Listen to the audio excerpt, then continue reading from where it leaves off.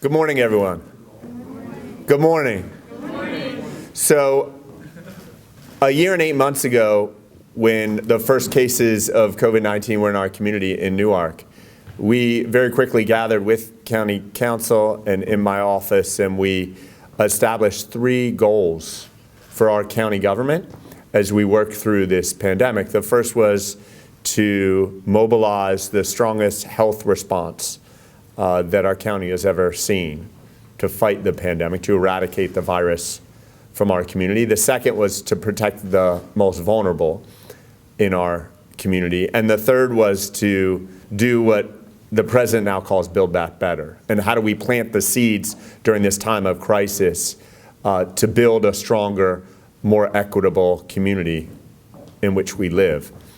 Today is really about talking about that third point. I think a lot of people know that with the strong support and leadership of County Council, many members of whom are here today, we mounted an incredibly strong health response. We had some of the nation's leading COVID-19 testing, administered nearly 500,000 tests. We had never done anything like that in county government history, mounted an incredible response. We built a cutting-edge genomics lab in partnership with Delaware State University right on Kirkwood Highway. So now some of the leading COVID-19 testing that happens in the country and the world can happen right here in New Castle County. We did a host of other things, partnering with a number of really key healthcare providers to provide a top-notch health response to the pandemic. We took extraordinary steps to protect the most vulnerable. We started something called the Hope Center, purchased a Sheridan. We continue to look at ways that the most vulnerable among us, I see Marquivas Gideon here of Nerd It Now, who's worked tirelessly around the clock, growing by leaps and bounds he never imagined, to make sure that every child and every adult who needs a device to connect to work and school has that opportunity. 8 months ago, the national government, Joe Biden signed, former New Castle County Councilman Joe Biden signed something called the American Rescue Plan Act. And that has a grand vision, a lot of money and a grand vision to it, as the federal government's doing a lot of these days, which I think is a good thing, saying that we can build back better as a community. We can rescue America from this terrible time and build a stronger, better, more vibrant community. It sounds good, as is often the case. It's incumbent on local government. It falls on our shoulders to figure out how to take that money and actually turn it into action, turn it into something meaningful. So today we're going to sign an initial allocation of $54 million, passed through the hard work of a lot of people in this room, county councilmen, each of whom I want to name: George Smiley, John Cartier, who chaired the finance committee and were integral to this happening, Ken Woods, Tim Sheldon, Janet Kilpatrick, who I think is not here. Who else am I missing? I think that's all the county council people who are here. Lisa Diller and Dave Tackett were also very supportive to make sure not only this money moved forward, but it moved forward expeditiously and got literally into the hands of the people who need it most during a time that remains and continues to be desperate for so many. Back in April, May, my instruction to my staff, many of whom are here, I think Vanessa Phillips, Andrea Almond, Eric Razor-Schramm, Jane Ratteni, Jessica Carmona Gibson, Harlow's grandma, we like to call her, Brian Boyle, Kyle Grantham, and so many others, was how do we run the most public and inclusive process, right? We have this Build Back Better kind of mandate, this American Rescue Plan mandate, and we have all this money, and how do we turn it into meaningful change that people want in our communities? And I wanted to thank Roxanne Ferguson with the County Chamber, Marquivas as well. Sarah Stowens, I think, is here. Kirsten Olson, I think, was involved somewhat in putting, you were, right, on the early childhood committee. You're very involved. The early childhood committee. We wanted to put together the most inclusive public process. County council people were very involved in it as well, to figure out what is it our community needs during this time. And what's going to result from this signing today is some new stuff Like people are like, when's the next, like what's the next Hope Center like thing we're gonna do? But also some continuation of cool things, neat things, necessary things we started last year that need to be continued. Last year, when we announced something called the National Health Corps, which was the first AmeriCorps program created in New Castle County in over a decade, we didn't know if we'd have money to fund it beyond December 31st of last year, right? When we announced it, we didn't know how we were going to fund it beyond a few months, but we knew it was something that was desperately needed at that time to create employment opportunities and to deploy people into healthcare facilities and frontline healthcare workers who needed it most. I want to highlight 6 of the people who were involved in that. Actually, 8 of the people who are involved in it are here today. Tanya Richardson and Samantha Desnorde, did I say it right? Something like that. Say it? Desenard. Tanya and Samantha have been working round the clock to get this program off the ground. When you say to someone, well, in August, September, whatever it was, we need this started by December 31st. The deadline got extended, as many know, to December 31st of this year. And now, by signing this ordinance, this act of county council, we're able to sustain and grow this thing for the foreseeable future. So again, we went in saying we don't know how we're going to do it beyond. I want to highlight Jennifer, Aaliyah, Valeria, Penelope, Amani, and Nancy, who are here in the front row. If we could give them a round of applause. They are taking a break today from their work every day, working really on the front lines of what continues to be a healthcare crisis for so many.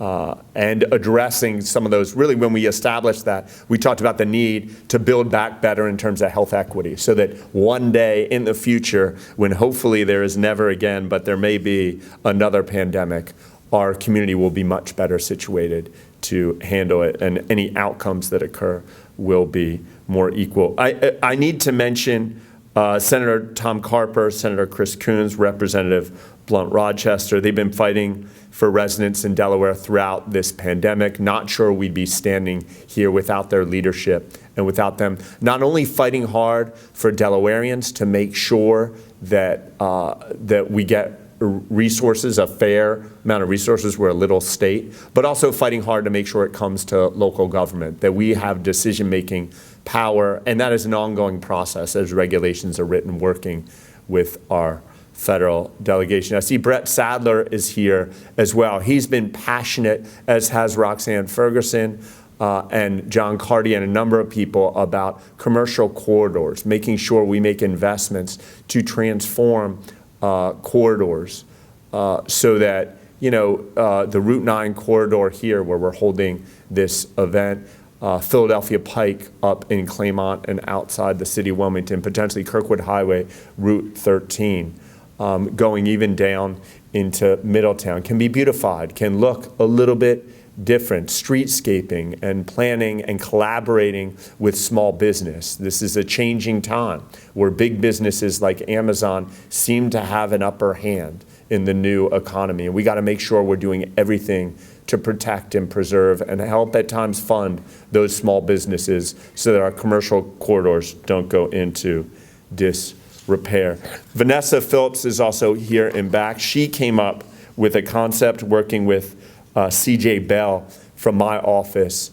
of the Building Better Communities Initiative. I said it right for once. The Building Better Communities Initiative, which is looking at the needs in particular to build back better in communities of color, taking a hard look at violence holistically. What can we do? What can we do from the earliest age of a child's life to redirect to redirect the path that too many children are going on now, so that by the time they're 12, 13, 15, they're making really, really bad decisions. And so she is already working hard. There are already 3-4 partnerships lined up that this ordinance is going to help fund.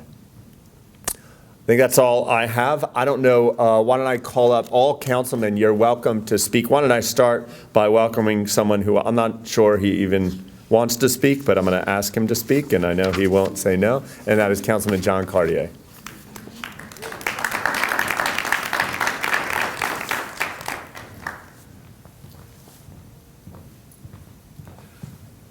Thanks, John. Thank you, Matt.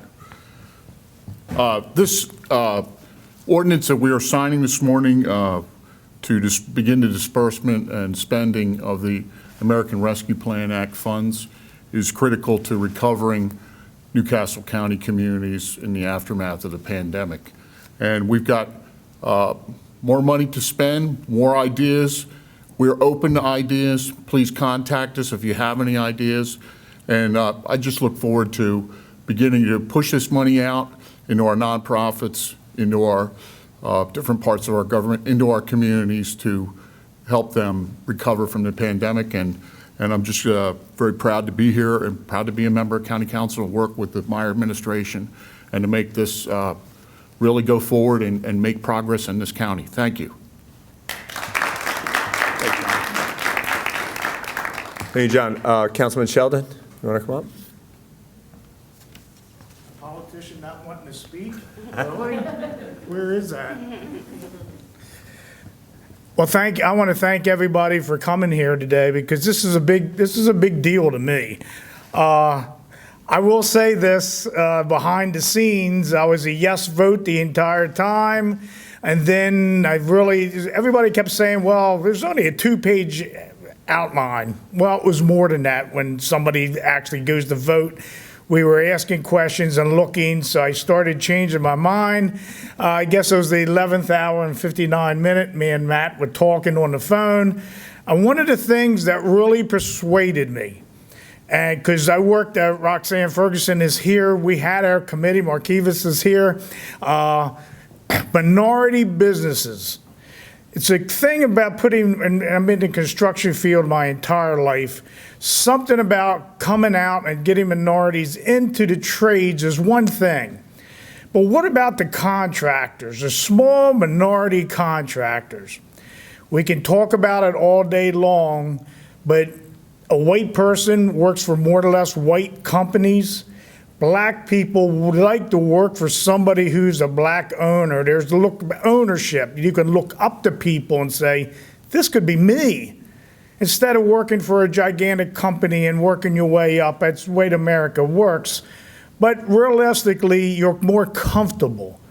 And one of the things Matt says is like LEAP. It's an organization that is going to help small minority contractors, show them how to do bonding and how to go to the bank to get more work. I was a bricklayer my entire life, rose up to be a superintendent, one of the biggest companies in the world. And people would say, oh, I can't wait to go in business. They'd go in business and 4 months later, they're back in the field, put this guy to work because they couldn't do the businesses the right way. They didn't know what bonding was. They didn't know where the licenses and workman's comp and how to pay your bills. They were very good at doing masonry jobs, as very good as anybody. But those small things to be in business mean something. And Matt guaranteed me that organizations like LEAP and others out there to help the small minority contractors, because we talked about it and Roxanne can consume. We wanted something that goes for long term. Restaurant business, and I'm not picking on, but they're very transit, is what I'm saying. In construction and other trades, you can prolong and make a career of 30 to 40 years. So that was one of the reasons when we talked about it, that it was getting some type of a guarantee that this would happen, that made me to a hard yes. So, and ask others to actually join, in the yes, just letting you know that I brought a couple people with me, I think. Anyway, I thank you very much. This is very good. I'm going to tell you, this money will be well done and well received. I think this helps not only New Castle County, but all America if it's done right. And I know with the organization with Matt, they'll do the right thing. So, thank you. Thank you. I noticed when I started calling on Councilman Smiley, I think ran out of the room. Yeah, he always says that when it's time to speak. Councilman Woods? So I'm going to be like Councilman Sheldon. I'm the only politician that really doesn't have much to say.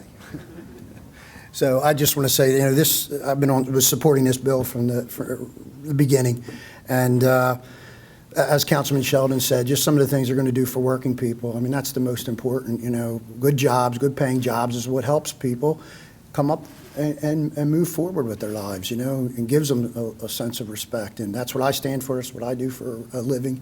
And this will be a good thing for the community just from all the other stuff. I sat on the early childhood development committee, and it was a lot that I got to learn about that I didn't know. So very interesting.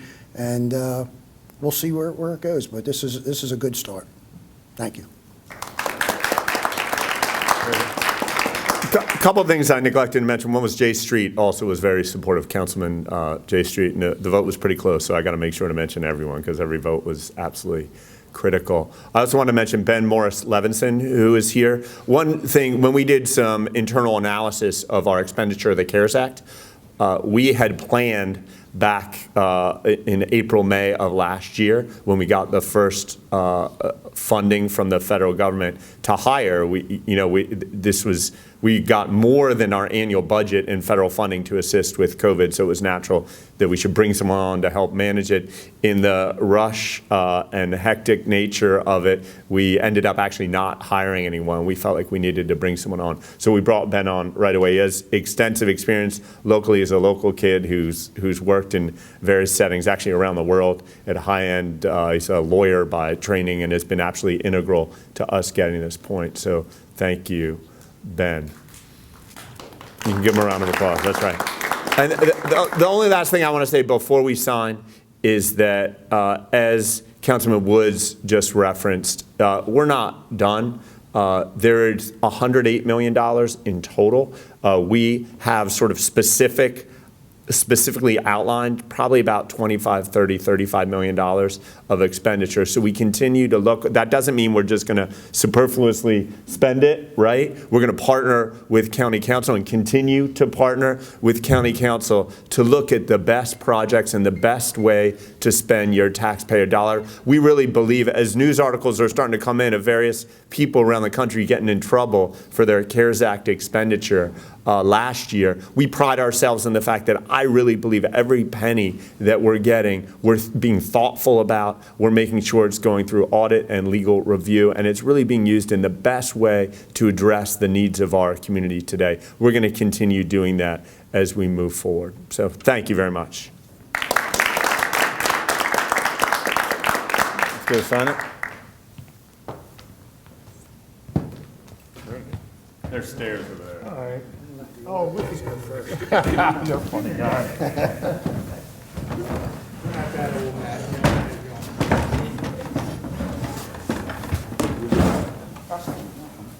Good. We got Brian Boyle.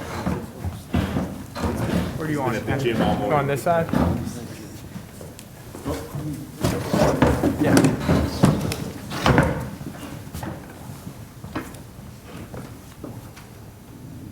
What's it date?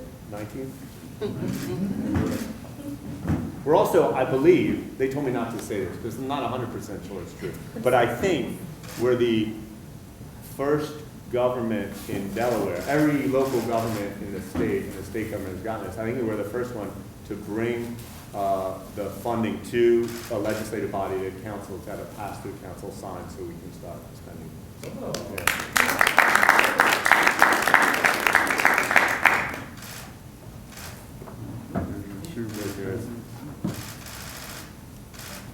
This is not an you got it down. Oh, crap.